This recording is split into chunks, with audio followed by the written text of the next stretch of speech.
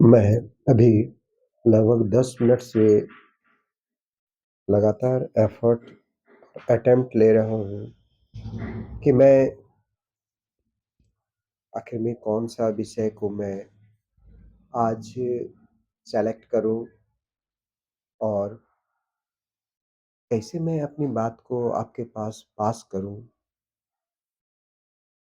विषय सीरियस हो या फ़नी हो, ये तो मैं नहीं जानता, परंतु बहुत ही हिचकिचाहट महसूस होती है जब आप किसी भी कैमरा को फेस करते हो। सचमुच में क्रिटिसाइज़ करना बहुत ईज़ी है। किसी भी चीज़ों पर, किसी के किए-दिए पर आप उसकी क्रिटिसाइज़ करते हो, ये तो हमको लगता है बहुत आसान है। परंतु आप यह चीज़ पाते हैं कि आपकी जो खुद की क्रिएशन है, जो आप खुद क्रिएट करते हो, वह क्रिएशन और एक क्रिएचर बनना बहुत मुश्किल हो जाता है कि आप कोई चीज़ को क्रिएट कर रहे हो और वह क्रिएट करने के बाद उसका क्रिएचर बन जाना, हमें लगता है बहुत टफ़ेस्ट है चीज़ें बहुत टफ़ हो जाती है। और उससे भी टफ़ ज़्यादा यह हो जाती है कि आप किसी चीज़ को जो प्रोडक्ट करते हो, कोई चीज़ का प्रोड्यूस करते हो, वह प्रोड्यूस लोगों के सेंटिमेंट पे किस प्रकार का उसका consequence होता है, ये भी मोस्ट वैल्यूएबल चीज़ हो जाती है। बहुत वैल्यू वाली बात है। तो बात दरअसल ये नहीं है, मैं यह देखता हूँ कि चीज़ों को मैं कोई भी थिंग्स, कोई भी आर्टिकल्स या कोई भी इश्यू पर, कोई भी सब्जेक्ट पे मैं बात को कहना चाहता हूँ, तो बात गंभीर से लेकर बात को मैंने ये ऐसे कहा जाए कि चीज़ों को आप लाते हैं, तो वो गंभीरता से उसको प्रोड्यूस करना बड़ा ही टफ़ क हो जाता है। डर लगता है कि लोग क्या सोचेंगे, लोग क्या कहेंगे? डर लगता है कि किनके भाव पे मैं कौन-सी हमारी बातों में लोग इसका फेस कर लेंगे, कौन-सी इन बातों को लोग अल्हड़-पना कहेंगे, कौन-सी बातों को पागल कह देंगे। बहुत ही मज़ाक नहीं है किन्हीं से आप कम्युनिकेट करना, किसी की बात को कहना, ये मज़ाक वाली बात नहीं है। लेकिन फिर भी मैं आज तो मैं कहूँगा, चूँकि मुझे कहना है। देखिए, मानव है ना, ह्यूमन है और ह्यूमन क्रिएचर है। ये वास्तव में अन्य क्रिएचर से इनकी जो डिफरेंशिएट है, दोनों के बीच में जो खाई है, एकमात्र तो वही खाई है कि जितने भी अदर्स क्रिएचर्स हैं, उनके इंस्टिंक्ट बिहेवियर्स हैं और हमारी कोई इंस्टिंक्ट बिहेवियर नहीं है। हम लोग इमेजिनेशन लाते हैं चीज़ों को, हम लोग पॉसिबिलिटीज़ लाते हैं, हम लोग सपोज़िशन करते हैं, हम लोग एज़्यूम करते हैं, हम लोग के अंदर प्रिजम्पशन होता है, हम लोग प्री ऑक्युपाइड होते हैं, हम लोग प्री और उसके बाद कहते हैं प्रिजुडिस भी हो जाते हैं हम लोग। बात क्या है? और अन्य क्रिएचर में आपने क्या पाया? अन्य क्रिएचर में no any prejudice, no preoccupied, no assumption, no imaginations, no dreams, बस जो मिली उसको अब तक जो उन्होंने जो भी लिया उसको बहुत ही नेचुरल ढंग से वे लोग नेचुरल तो है ही, उसको एक्सेप्ट किया या रिजेक्ट किया, 2 ही चीज़ कर सकते हैं उस पर। तो लेकिन मानो आप देखते हैं कि हम सभी के बच्चे बहुत ही भोले-भाले, बहुत ही इनोसेंट, बिल्कुल ही इनोसेंट उनकी बॉर्न होती है, इस धरती पर आते हैं और इस धरती में सबसे ज़्यादा अगर किसी के पालनहार की ज़रूरत होती है, जिसकी वो मनुष्य के बच्चे की होती है। रख-रखाव, मेंटेनेंस करना, उसको अ, उसका डे बाय डे उसके बॉडी में, उसके माइंड में फीड करना, चिप डालना, ये थोड़ा-सा एक अलग चीज़ होता है, परंतु अन्य क्रिएचर्स में ऑलरेडी वो फीड होते हैं, ऑलरेडी उसके अंदर में जो क्रिएटर्स हैं उनको बना के भेजता है और उतना ही दूर में उनकी लिमिटेशन होती है और उसी लिमिटेशन में अपने आप को जीते हैं और फिर यहाँ से यहाँ से चल बसते हैं। लेकिन मनुष्य के अंदर में 2 चीज़ें मैं देखता हूँ। एक ह्यूमन्स के जितने भी हैं इन्फेंट्स और अदर के जितने बेबी हैं, दोनों में डिफरेंस यही पाया जाता है कि एक का मेंटेनेंस करने में बहुत ज़्यादा लगता है और एक दूसरे के जो इंस्टिंक्ट बिहेवियर है, वो एडॉप्टेबल उसके अंदर जो चिप होते हैं, उन्हीं के अनुसार अपने अपने जीवन को चलाते हैं और उसी प्रकार का अपना जीवन काटता है। लेकिन दोनों में जो शक्ति आ जाती है, जो ब्रेन की शक्ति, ये ब्रेन जो अनोखा जो दिया गया है, जो सोफिस्टिकेटेड ब्रेन है, दोनों बहुत ढंग से एक का है बहुत बेजोड़ लर्नर होता है वो, भयंकर लर्नर है। वो इस धरती का एक अनोखा एक प्राणी है। इस धरती का सबसे सोफिस्टिकेटेड सिस्टम उसके अंदर है। इस धरती पे, इस प्लैनेट पे जितने भी आप देखते हैं, सभी से उनके अंदर जितने भी वर्थ में उन्होंने क्रॉस किया 84 लैक्स बर्थ्स को जो क्रॉस करते-करते वो जो बर्थ आ जाती है, वो आ जाती है पॉसिबिलिटीज़ की। वो बर्थ आ जाती है सीखने की पावर में, ये चीज़ है। आप यह भी देख सकते हैं लोगों को, यह भी लोग पाते हैं कि एक वक़्त के बाद यानी साल, डेढ़ साल के अंदर, 2 साल, 3 साल के अंदर, 4 साल, 5 साल के अंदर वही जो इन्फैंट जो है, अन्य क्रिएचर्स को कोसों दूर भेग अपने ब्रेन से उसको रेस में आगे हो जाता है और फिर उसका डोमिनेशन शुरू हो जाता है उस पर। डोमिनेट करने लगता है या ब्रेन उसको डोमिनेट करने लगता है उसमें। यही कहानी है आज की।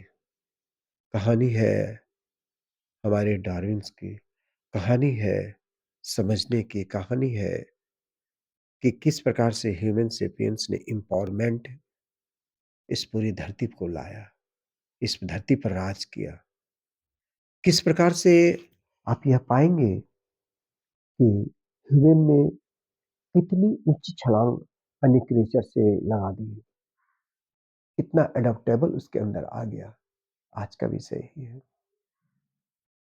कहा जाता है कि 70 या 75 हज़ार साल पहले अफ्रीका में से चलकर पूरी दुनिया में फैले यह होमो सेपियंस ने पूरे विश्व पर राज किया।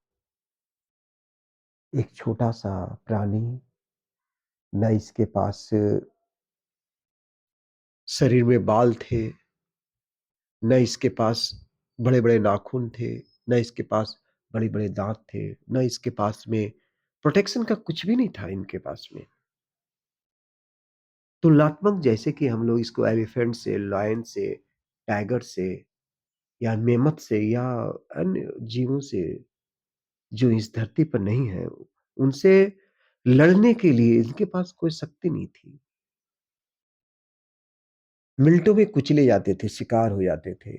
इनके पास शिकार करने के लिए, उनसे सामना करने के लिए आप समझ सकते हैं, ज़रा भी कुछ नहीं था। लेकिन न कुछ होने के बाद आखिर में यह छोटा-सा प्राणी जो है संसार में इस पूरी दुनिया पे कैसे राज किया और सभी एनिमल्स को एक-एक लोग, एक-एक चीज़ों को गुलाम बना दिया। आखिर कौन-सी शक्ति ऐसी थी? वही शक्ति है ब्रेन, जिसका मैं तब से कह रहा हूँ कि ब्रेन लोगों ने धीरे-धीरे, धीरे-धीरे, धीरे करके लोगों ने ब्रेन का आज इतना डेवलपमेंट कर लिया कि इसी ब्रेन से लोगों पे डोमिनेट करना शुरू कर दिया। लोगों मीन्स अन्य क्रिएचर पर। इसके पास 2 ही 3 चीज़ें थी, जिसका लोगों ने सोचा, इसके पास इमेजिनेशन करने की पावर आ गया। इनके अंदर ड्रीम ड्रीम का पावर आ गया। इनके अंदर एक प्रकार का पास्ट, फ्यूचर और प्रेज़ेंट देखने की कैपेसिटी आ गई। और ये जो प्रेज़ेंट, पास्ट और फ्यूचर का इमेजिनेशन करना, ऑर्गनाइज़ेशन बनाना, ऑर्गनाइज़ तो एनिमल्स भी हैं, लेकिन इनकी ऑर्गनाइज़ेशन कुछ संख्या में जाते-जाते फिर ये लोग ज़्यादा गैदरिंग नहीं कर पाते हैं। उस संख्या के फिर वापस लौट जाते हैं। लेकिन एक ह्यूमन का जो गैदरिंग हुआ, ह्यूमन का जो ऑर्गनाइज़ेशन डेवलप हुआ, यह डेवलपमेंट आज करोड़ों लोगों पर राज कर रहा है, चल रहा है। करोड़ों लोगों पर राज करना कोई एक व्यक्ति का है। समझ सकते हैं क्या चीज़? वो है ब्रेन, जो अन्य जीव-जंतुओं पर उसने इसी ब्रेन के माध्यम से मार गिराया और सबसे बड़ा इस धरती का शिकारी बना वो मानव, सबसे बड़ा शिकारी। आज मानव इस नेचर का जितना बड़ा डिस्ट्रॉयर बन गया है, विध्वंसक बना, इस प्रकृति को खत्म करने वाला बना, तो वह मनुष्य बना। मनुष्य के इतर जितने भी क्रिएचर्स हैं, जितनी भी चीज़ें, जो भी हैं, जितने भी बीइंग्स हैं, आप इस चीज़ को, वे लोग डेंजर्स नहीं हुए हैं, कोई नहीं है। सभी इकोसिस्टम के तहत चल रहे हैं, लेकिन मनुष्य ने इकोसिस्टम को तोड़ के रख दिया, ब्रेकअप कर दिया और एक इकोसिस्टम के डेवलपमेंट को और इकोसिस्टम के जो चेनिंग सिस्टम को तोड़ दिया, ये मनुष्य ने।